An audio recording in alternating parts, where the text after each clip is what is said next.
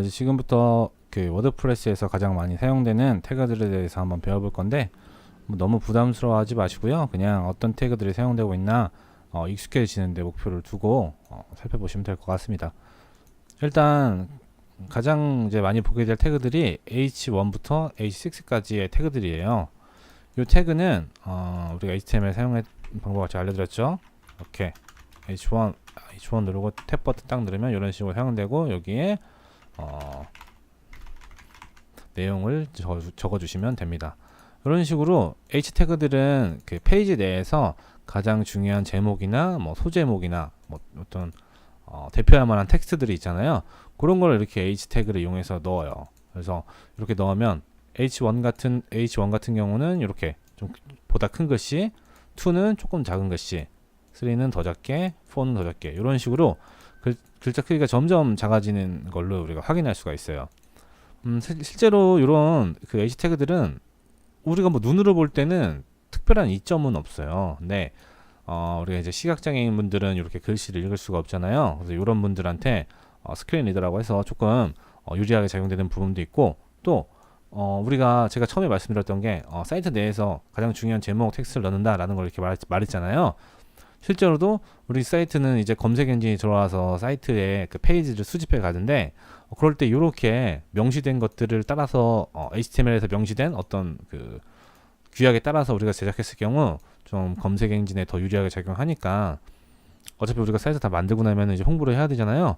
어떻게 생각하면 이게 홍보비를 절약하는 가장 좋은 방법이니까 사이트를 만들 땐 이런 태그들을 이용해서 만들어 주시면 됩니다. 그래서 H 태그들은 사이트에 가장 중요한 제목이나 텍스트를 넣을 때 사용한다 라고 이해하시면 될 것 같습니다. 한번 사이트 가서 한번 어디 사용하고 있나 볼까요? 우리 F12키 누른 다음에, 그럼 이렇게 아래쪽에 화면이 나오죠. 그러면 이제 여기 보면 화살표 표시가 있어요. 이거를 딱 클릭하시면 우리 그 사이트 내에서 특정 위치를 찍어 가지고 무슨 태그를 사용하나 볼 수가 있어요. 그럼 제가 여기 한번 찍어 볼게요. 이 위쪽에 나오네요. H2를 쓰고 있다고. 근데 이 아래쪽에 보면 H2 쓰고 있는 거 보이죠? 그리고 다시 한번 찍어서 바로 아래 거를 찍어보면 H4를 찍어 있죠. 이 아래 더 내려가서 한번 확인해 보면 요거는 H2, 요거는 H5. 이런 식으로 뭔가 제목의 역할을 하는 것들에 H 태그를 사용하고 있죠. 이런 거는 사이트를 만들 때 우리도 저렇게 하면은 검색 엔진에도 좋고 뭐 좀 더 잘 만드는 과정이니까, 이런 식으로 뭔가 우리가 제목 같은 걸 추가하고 싶을 땐 요걸 사용한다 라고 일단 기억하시면 될 것 같아요. 그리고 두 번째로 알려드릴 건 P 태그예요. P 태그. 요거는 단락을 뜻하는 거예요. 단락. 우리 단락이 뭐죠? 우리 뭔가 내용을 이렇게 블라블라블라 써놓고 한 띄고 다시 또 내용을 블라블라블라블라 이렇게 이런 식으로 딱 쓰는 게 단락이잖아요. 여기 한 단락, 여기 또 한 단락. 이런 식으로 자동으로 단락을 만들어주는 게 바로 P 태그예요. 일단 여기에 대해서 설명드리기 전에, 이 P 태그는 사실 우리랑 상당히 밀접한 관계를 가지고 있어요. 우리가 워드프레스에서 어드민 페이지에서 색을 쓰죠. 제가 지금 플러그인을 깔아놨는데, 우리 눈에는 선생님들 눈에는 아마 안 보일 거예요. 이렇게 아무리 해도 안 보이지만 실제로는 이렇게 우리가 엔터를 칠 때마다 P 태그로 뭔가를 만들어주고 있는 거예요. 이 에디터가. 그래서 예를 들어서 이런 식으로 우리가 막 텍스트를 쓰잖아요. 그러면 이런 식으로 계속 이렇게 단락을 만드는 거죠. 우리가 실제로 눈으로 엔터를 쳤을 때는 요 비주얼 화면에서는 아무것도 안 보였었지만, 내부적으로는 하나의 P 태그를 계속해서 만들어 갑니다.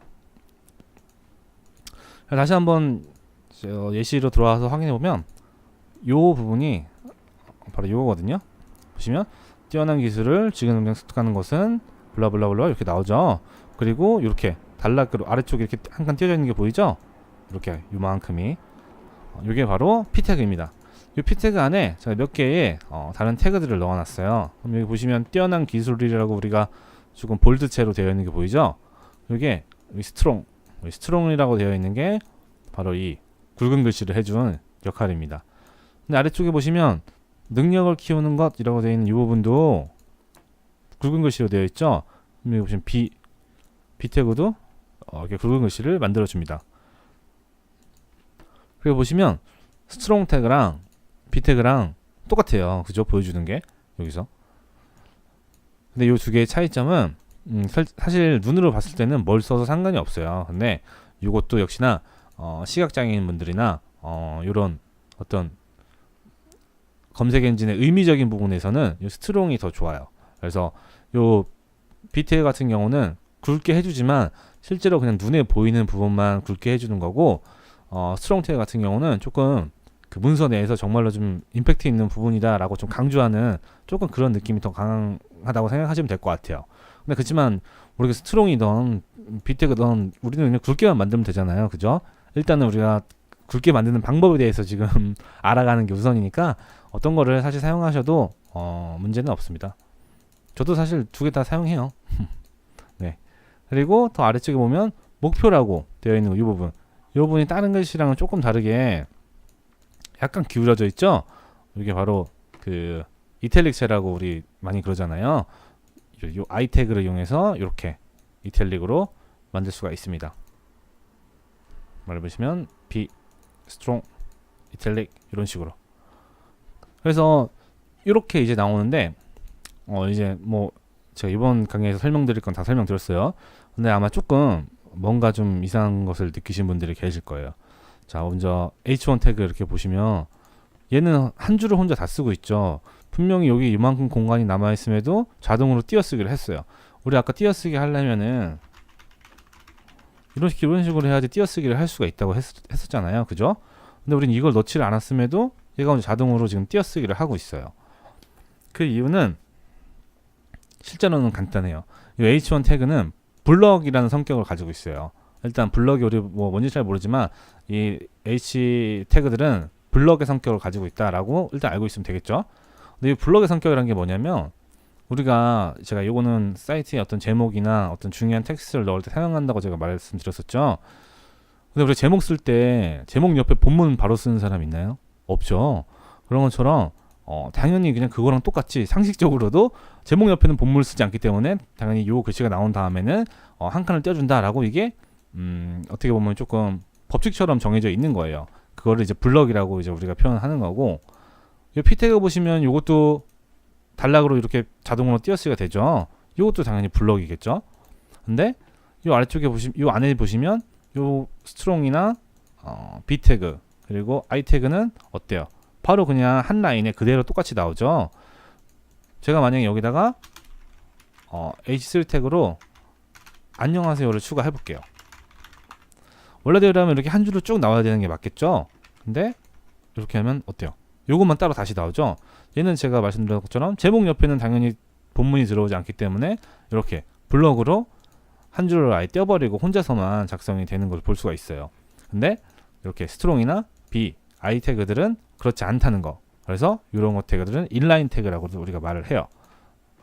그래서 스트롱 태그, B 태그, I 태그는 인라인 태그다. 당연히 근데 이것도 상식적으로 생각하면 어려운 내용이 아니에요. 우리가 굵은 글씨 쓰는데 따로 이거를 빼서 굵은 글씨를 쓰진 않잖아요. 당연히 내용 중에서 특별히 강조할 부분이 있기 때문에 그런 굵은 글씨 쓰는 건데, 이런 거나 이런 스트롱으로 굵은 글씨 쓰나 B로 굵은 글씨 쓰나 우리가 이탈릭으로 만들던 당연히 인라인으로 한 라인 안에 있는 것이 맞는 얘기인 것 같습니다. 네, 일단 이 정도까지만 이해하시고 다시 다음 강의에서 나머지를 배워보도록 하겠습니다.